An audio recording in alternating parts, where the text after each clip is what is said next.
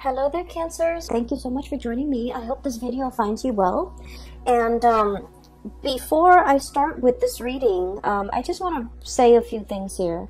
I feel like the main energy for this month, we do have a Mercury retrograde that started on the 18th of February, and it's going to continue, especially through the first week of this month.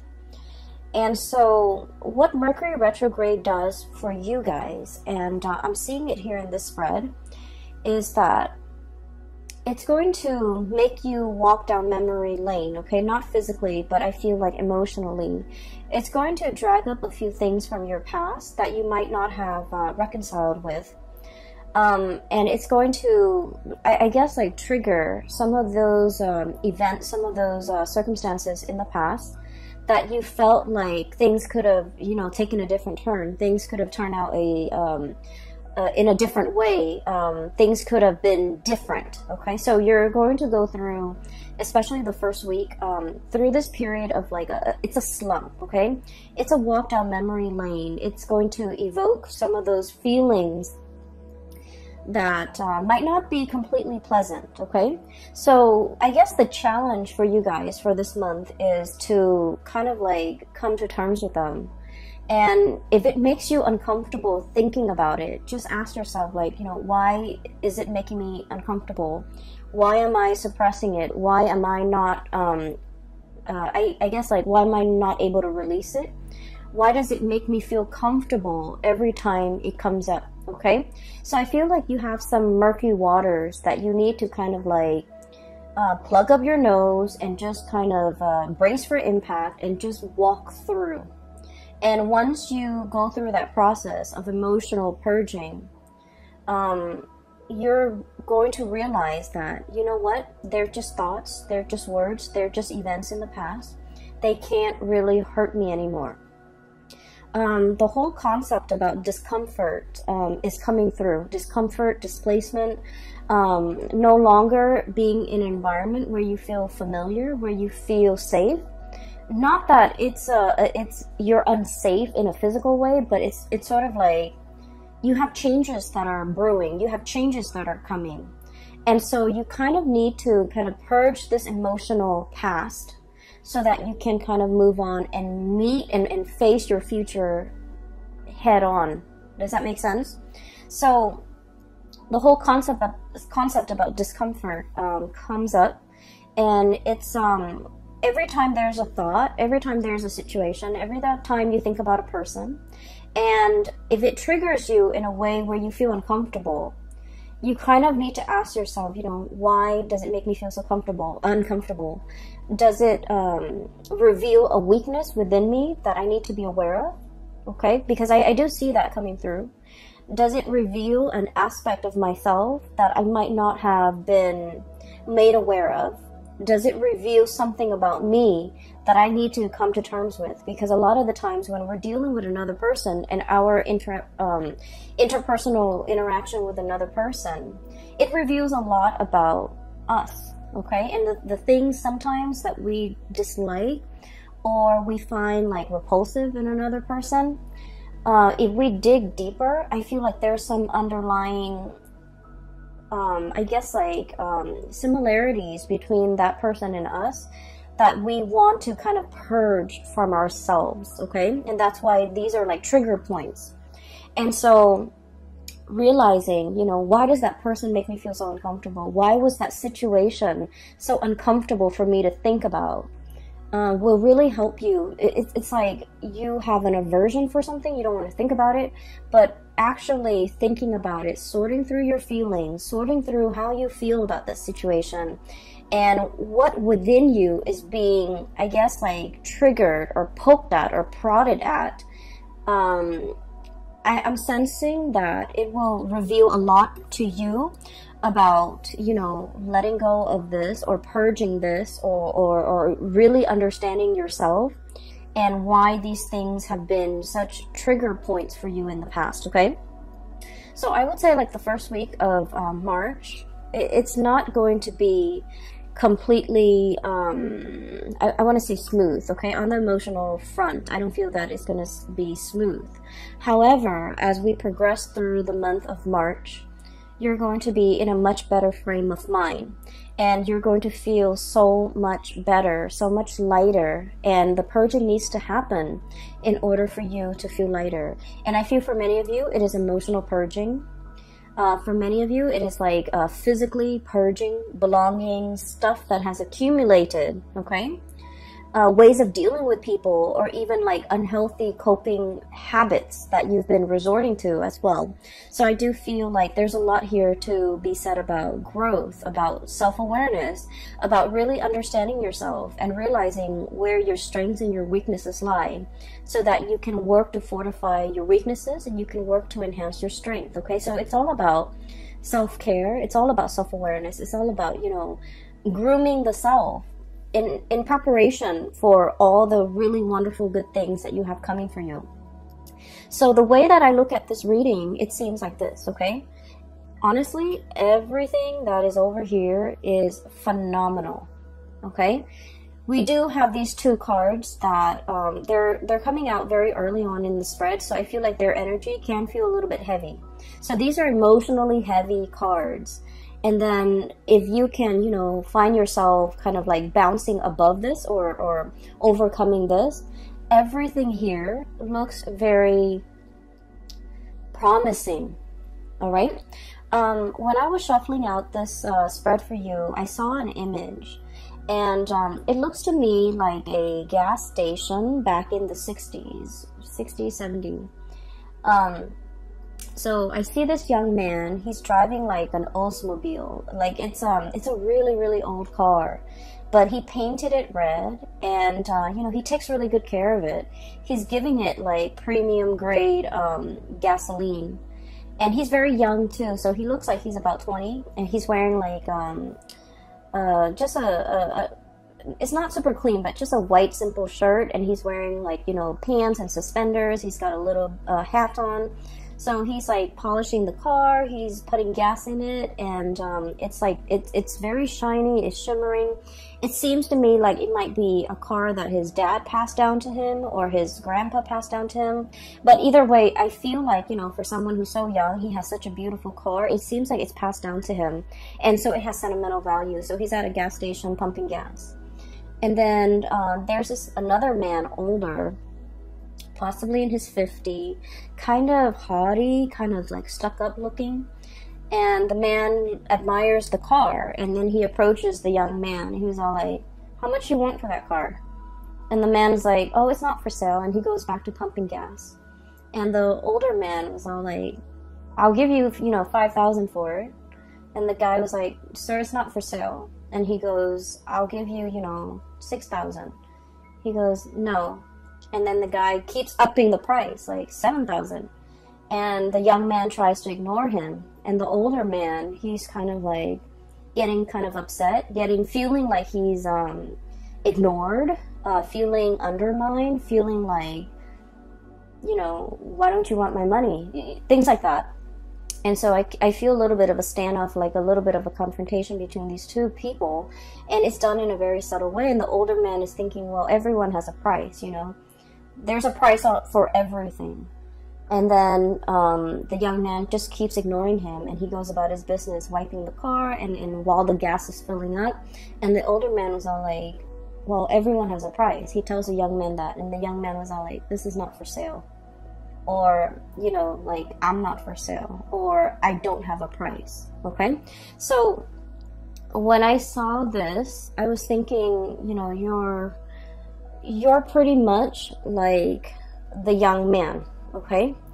And the mentality here is that, you know, there's a situation that you're not really compromising on, okay? So it could be like a negotiation, a bartering process where somebody is trying to get the best deal. And I feel like you're very fixed about what you will or will not compromise on. And you're very fixed about what you will or will not tolerate, or you're very fixed about where you stand, okay? It's like, I will not budge from this position. So it's very much about defending your territory, not letting people walk all over you. But at the same time, the underlying message here is you're staying true to yourself, and you're realizing there are some things that money really can't buy, okay? And so when I saw that scene, I feel like the energy is played out in both of these cards. So first of all, we have here the Ten of Swords and the Seven of Pentacles. And let me talk about these two cards in tandem, because I feel like for many of you, you're going through this very reflective, introspective mode, and you're trying to, you know, you're looking at events from the past. You're looking at everything that you have done, okay? He's got a broom in his hand. Little red broom right there, and it's like cleanup, okay? Major cleanup, major repairs, major like overhaul, okay? Like I feel like it's cleanup, cleaning up the pieces of your life, cleaning up a situation that has gone astray, cleaning up a situation that has gone awry, cleaning up after a potentially like an aftermath of some event that was not completely desirable, okay? Cleanup is messy. Cleanup is, no one wants to do it, honestly. And so I feel like there's a situation here where something needed to be cleaned up. And you've gone through that process of cleaning up.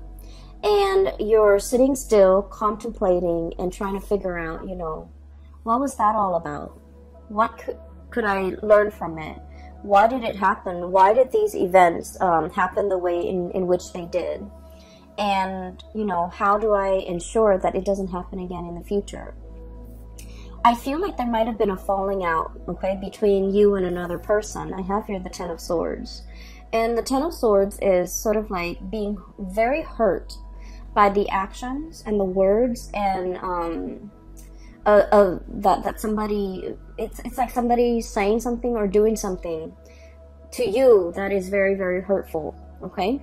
And with the Ten of Swords, it's like, you know, whoever that's launching the swords, they had 10 tries and they hit the target every single time. So it feels like it's very personal. It feels like very directed. And it feels like, I feel like somebody really hurt you. Somebody might have said things that really triggered you. Somebody might have aimed for your weak spot. Somebody might have, you know, kind of like hit below the belt or targeted you in a way where it was very directed, it was very purposeful, and it was done in a way that was like, there's no coming back from it. There's no way to say, oh, I'm sorry, and make the situation go away. There's no reviving this situation.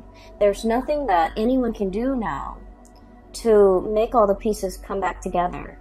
And so I feel like there was a situation in your life that has, you know, ended, and it ended in a pretty crappy way. And so you're looking at the aftermath. You're looking at, you know, why did this person do what they did? Why did they behave in such a manner? What did I do to deserve this? And are they aware of how much they've hurt me? Are they aware of, you know, how sensitive I am? Because Cancers, you guys are very deeply sensitive. And that is why you don't go out of your way to hurt anybody. Because you understand that, you know, words can cut and words can't be rescinded. They can't be taken back. And so I feel like you're contemplating and trying to understand the situation. Why did they say such hurtful things? Why did they do what they did? You know, you're struggling to try to understand, like, why did they take it so personally? Or why am I even taking this so personally? And what you have to understand, though, is I feel like, you know, there was a situation here where somebody's ego was at stake.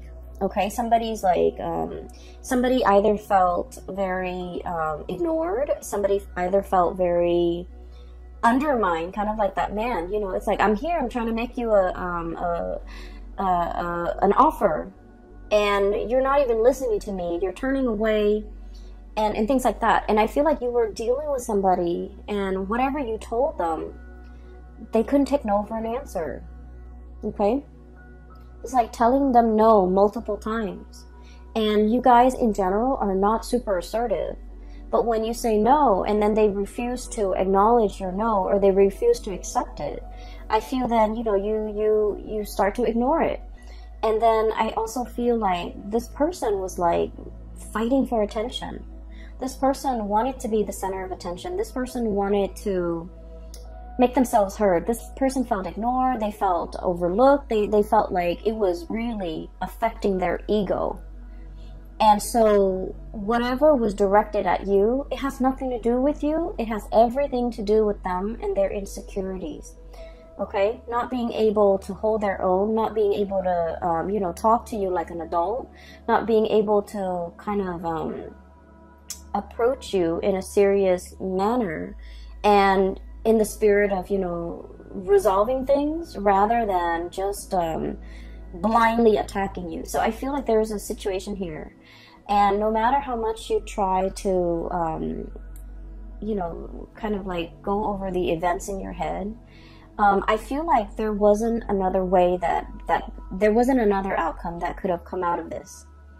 You did what you had to do, and I feel like whatever, you know, toxic venom that was thrown at from the other party, I feel like they did that out of a space of weakness, and they would have done this to anybody and not just you. But they felt like they were being ignored by you. They felt like you weren't giving them the time of day, and it really upset them, and that's when they kind of spew venom. And so looking at the situation, the best thing to do is not to try to understand another person's motives, okay? A lot of the times we want to give somebody the benefit of the doubt. We want to, you know, believe that, well, people are all kind and sweet and helpful. But I feel like in this situation, it's stirring some really, really deep-rooted insecurities within the other person. And so their emotional reaction was not rational. And so trying to, you know, understand it, trying to make sense of it, I feel like it might not be the right way to go about it, okay?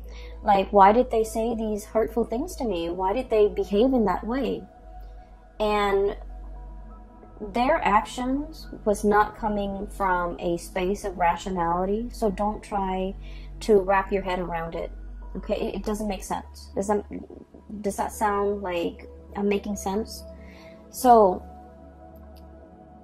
aside from this little tidbit, I feel like it's a conflict. It's done and over with. There's nothing to be repaired, okay? Nothing can be done. Nothing can be repaired. Nothing can be fixed. Nothing can be salvaged.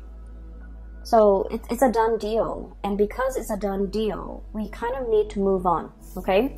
So 10 of Swords. This is an ending here.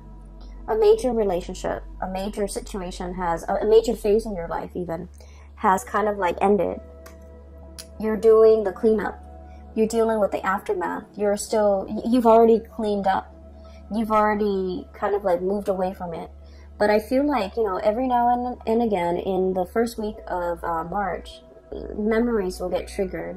Events will trigger and bring you back to that emotional space. And don't try to make sense of it, okay? Do your cleanup. Resolve this situation within yourself and move past it. Because what is right behind you and you're kind of turning your back to is we have the Ace of Wands. And then we also have as well the King of Swords, okay? So this indicates to me a lot of new energies that are in store for you that you need to be facing head on, okay? The Ace of Wands usually indicates some type of a new project, something that is very phenomenal, something that you can kind of like carry into your future with you. It's the Wands energy is a torch, okay? It's like something that is exciting and fun and passionate, and you know, you're gonna feel very committed and very driven. A lot of the times too, it's like a whoosh, like a really fast, swift energy that denotes changes, forward movement, momentum, and it happens really, really fast. So while you're mulling over the situation, if you're too caught up in the past, this opportunity might slip you by. So you need to be very quick on the uptake, and you need to be physically looking at it, reacting to it, and grabbing it right when it comes in. Because like I said, this is very fast, and it's is in an element that is counter to yours. It's a fire energy. You're a water sign. And so you need to be very decisive, okay? And the King of Swords, this is a message here about, you know, being very, very discerning and being very decisive. Let's be honest, Cancers, I feel like decisiveness is not really your strong suit, okay? And the best way that I can explain this, and I don't know if you might relate to this, but what I feel is like with the Cancerian people, you know how if you look at the night sky, right, every night, the moon, it changes its shape, okay? So it's like it grows bigger and bigger from a crescent moon into a full moon, and then it waxes, right? It reverts back to a crescent shape, and then it disappears. And so the phases of the moon changes, the shape of the moon changes from one night to the next. And I feel like with Cancerian people, you know, you're ruled by the moon. That's your ruling planet. And it can be a little bit frustrating to really figure out what you want, to really be 100% sure about what you want. Believe it or not, other signs don't have the same problem. They're very decisive. They know with every fiber in their being what they want to do, what they want to say yes to, what they want to accept. But I feel like for you guys, figuring out that 100% certainty has been like an uphill battle. And I feel like even when you really want something, you're never 100% sure. And I feel like from one day to the next, you know, your feelings, your emotions, your sense of decisiveness, it fluctuates. And so there might have been like a lot of opportunities where you're kind of like mulling things over, and then before you know it, the opportunity slips you by. And there might have been times when you're just kind of like thinking about all the missed opportunities, all the things that slip you by while you were waiting to make a decision. And so the message here is life is accelerating. It's not going to stop. And life is not going to put itself on hold on account of any human being, on account of a mortal. Life happens. We need to roll with the punches. And so taking the time to mull things over is definitely, you know, something that everyone should do. However, I feel like there has been missed opportunities, multiple missed opportunities. While life was throwing you curveballs, while you were distracted with other things, I felt like the more important things really slipped away. And so for the month of March, we are reminded here with the King of Swords, this is the energy about being decisive. This is sort of like looking at the past and just realizing, you know what, that doesn't serve me any purpose, wallowing in self-pity, I'm going to cut that off. And using that sword of truth here and slicing that out. And then looking towards the future, here's a good opportunity for me that will make me tremendously happy. Queen of Cups, look how ecstatic she is. This is kind of like finding that space of perfect equilibrium where you're feeling very emotionally hopeful and happy and satiated, and you have all your needs met. So I feel like there's something coming through that has a lot of potential that will make you really, really happy. And this is where your energy, your frame of mind should be focused. And so you have to be aware of the tendency to kind of like wallow in this situation and then moving away from that, recognizing when it happens. Recognizing the heaviness associated with it, so that whenever that heaviness creeps in and you start to feel it in your being, right, you want to shake it off and move yourself here, okay? So this is all about knowing ourselves really well, knowing what, how we feel, knowing what's not good for us, knowing what we need to move away from, and knowing what we need to kind of like embrace and focus on, and you know, focus our energy and our resources on, because there's a lot of room for growth, okay? So the Empress is all about that. Being really in charge and secure within yourself. The Empress is about abundance. It's about creation. And it's also about like, it's somebody who's very nurturing, very caring. And whenever I think of a Cancerian person, I think of the Empress, because the Cancerian person, They will invite, you know, guests to their home. They will feed their guests. They will make sure everyone is comfortable, everyone's happy, everyone is thoroughly fed. And it's like being very gracious, being a really good hostess, but really caring about another person's well-being, really caring that the person has enough to eat, really caring that the person is, you know, not suffering from the cold and the heat or the chills of the elements. So I feel like there's a lot of opportunities here where you are in charge. You're going to be either taking care of people or, you know, making sure that people are well taken care of. And so I feel like there's some project here that are in the works for you that will make you really happy. It's kind of like right up your alley, and it speaks to it will require you to tap into all the skills that you're very proud of within yourself. You know, being a good caretaker, being of service to other people, being in an environment where you can, you know, make a situation better for a group of people, for humanity in some way. So I feel like it's not ego driven. It's a position or a situation where you can put all your skills to good use, and this is where your energy needs to be focused. Okay. You have two aces here. Oops, sorry. You have the Ace of Wands, which is new projects. Okay, something that's coming in very, very fast, very, very fast, and it's catching you unawares, I'm feeling. And then we have as well the Ace of Swords and two aces, and the Ace of Swords is about being decisive. It's about figuring out what you want. It's about being clear with yourself about what you want. It's about being decisive and not waffling back and forth and then telling yourself, you know, I just feel like one day you're just like very gung-ho about it. You're very like much on board. And then the next day, the self-doubt creeps in. What if this? What if that? And so I just feel like you can be 100% decisive one day, and then the next day you're kind of waffling back and forth. And so this is pretty much, you know, telling yourself, choose something and commit to that course of action until that course of action has run dry. I feel for many of you, this could also be like a relationship situation where from one day to the next, the relationship is like an emotional roller coaster, okay? And when when it's like at a high point, it's really good, and you're just like, I want to marry this person. And then when the emotional, there's like an emotional dip, or when, you know, there's like, it's at a low point, you're just like, I want to break off this relationship. And so things are very extreme, okay? Things are very like, much like from one day to the next, it's very extreme. And I feel like, you know, your emotions, your feelings are changed based on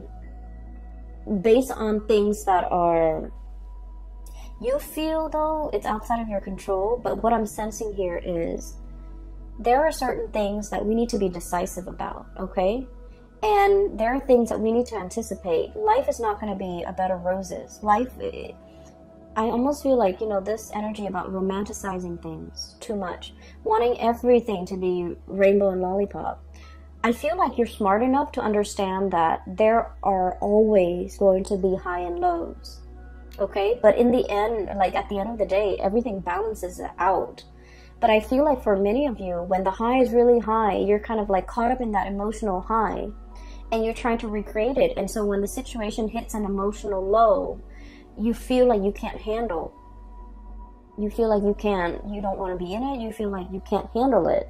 And so what I'm sensing is when it's an emotional high, take it for what it is. And, you know, understand that there will always be good days. There will always be bad days. And don't let those bad days dictate how you feel. Don't let those bad days get you into a negative space. So emotional moderation is one thing, but also being realistic enough to know that there are always going to be ups and downs in life, at work, in relationships, in all your interpersonal dealings.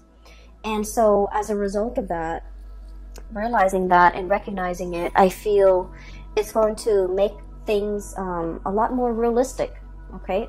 A lot more manageable, so that your emotional state is not rattled every single time, okay? So it's like, don't measure a situation based on all the emotional highs and lows, because the way you measure something, it's gonna fall somewhere in between, okay? Because at the end of the day, those emotional highs and lows will calibrate, and they'll even out.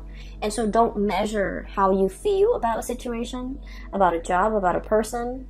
Don't measure the past, especially based on those emotional highs and lows. Take them all in their totality, okay?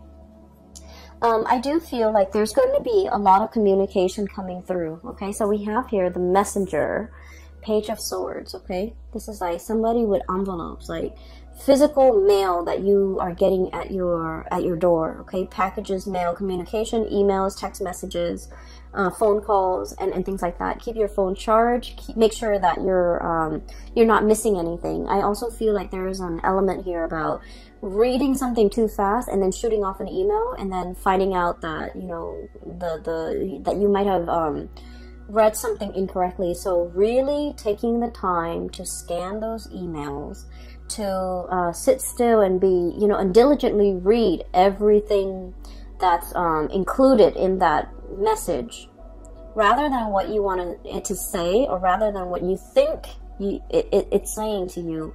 Read what it's really saying, because I feel like it's almost like I'm seeing a message where somebody is saying like either or, like, do you want to do this? If not, you want to do this instead. And then all of a sudden your mind clamps on to the first thing that you see, and you're just like, oh, I want to do that. And then, so I feel like, you know, there's a fixity, like a fixedness when it comes to reading what you think you want it to say, rather than what it's really saying to you, okay? A lot of the times during the Mercury retrograde period, the shadow, we're going to leave the shadow period completely by, I believe it's the 11th or the 15th, I can't remember. I didn't keep track of it this month. But what it does is that when the Mercury retrograde cycle is happening, Mercury, the planet that facilitates communication, mental processes, processing information, and so forth, is not in the sky. It's working its way backwards. And when it's not there, we have to be extra diligent about doing our part to make sure communications don't happen. So that means we need to scan emails. We need to read it twice. We need to make sure something is sent. We also need to make sure that we don't miss messages or important communication that's coming through. We also need to make sure that when we say something, we explain ourselves so that other people don't misconstrue what we say. And so I feel like it's an important time to, you know, take that extra protective measure to make sure that you're reading what is really on the page, not what your mind wants to see, okay? And so there's a lot of important communication, very, very, very important communication coming through. And it's linked up here with the Wheel of Fortune. So Ace of Swords and the Wheel of Fortune. And the Wheel of Fortune it's a major arcana card. It's a big deal, and it's a really, really good card. It's basically telling you your luck is turning for the better. And it's basically telling you one major cycle of your life is coming to an end. And the wheel is turning so that something new is coming in, okay? This is a major life-changing type of a month for you. And you have a lot of executive decisions that you need to make. You need to be very decisive. And you need to verbally, I'm hearing this crowing of the rooster. You need to very, very physically, like, verbally tell somebody how you feel. This could be like, you know, no, leave me alone, or no, I'm not for sale, or no, this is not what I want, or no, this is something that I want. So whatever it is that you need to say, I feel like you need to verbally say it. You need to, you know, state your intentions. You need to be able to not only think about what you want and feel what you want, but you need to be verbally able to state exactly what you want and to be very decisive, okay? For those of you who are going through like any type of a situation where you're kind of like put on center stage and you have to defend your stance, or you have to make a speech, or you have to do a presentation, or you have to, you know, persuade somebody, or even get somebody to come around to your point of view, you have kind of like that golden chalice. You have the gift of the gab, and you have the power of persuasion, okay? And so there are a lot of messages that are coming through, and a lot of like communication that will be front and center for this month. Make sure that we are stating our intentions very, very clearly. The last card that I do want to talk about here is, we have here the Seven of Wands. And the Seven of Wands is, okay, so let me just talk about this. You and Libras and Pisces. This is an energy of assertiveness, okay? Cancers, I feel that you, Libras and Pisces, are like wildly inoffensive. Very, very inoffensive. So that means that you don't want to rock the boat. You don't want to upset anybody. You guys are really, really nice. And I feel like, you know, you would never go out of your way to make yourself kind of like center stage, okay? For those of you who have like a lot of Leo placement, or even like fire sign placement, Sagittarius, or even Aries, you might want to rock the boat. But I feel like the majority of you, this is somebody who's like very inoffensive. They don't want to rock the boat. They don't want to hurt anybody. They don't want to be a contrarian. They don't want to go against the herd. Not that you're not opinionated, but I feel like you're opinionated, and but in a crowd, I feel like, you know, you want to kind of like go with the herd. And the Seven of Wands, this is about, you know, battling all the opposition, okay? This is like being stuck on a hill, and all the wands are coming at you, where you have to defend yourself, where you have to defend your stance, where you have to like explain to other people why you believe in the things that you believe in, and why you feel a specific way. And so this is a card mainly about, it's about self-awareness. It's about self-assertion. It's about assertiveness. And, you know, really giving somebody a piece of your mind so that they leave you alone, okay? Kind of like that young man with the Oldsmobile. This car is not for sale, sir. And you know, raise your voice. Say what you need to say so that the other person gets out of your face. And I feel like there's a lot of power to be had here by speaking your truth, by stating your intention, by, you know, saying something with assertiveness, and let that be enough to make the other person accept what you have to say. It's not about, you know, repeating ourselves. No, it's not really for sale, and kind of like in a passive aggressive way, but like saying, no, it's not for sale. I'm not for sale. I don't want your money. I don't want your attention. I don't want anything you have to give me. And so I feel, in a way, it's sort of like coming to terms with times in the past where you have not been like this, where you felt like your power, the things that you say, have been drowned out, where you felt like you didn't have an opportunity to speak your truth.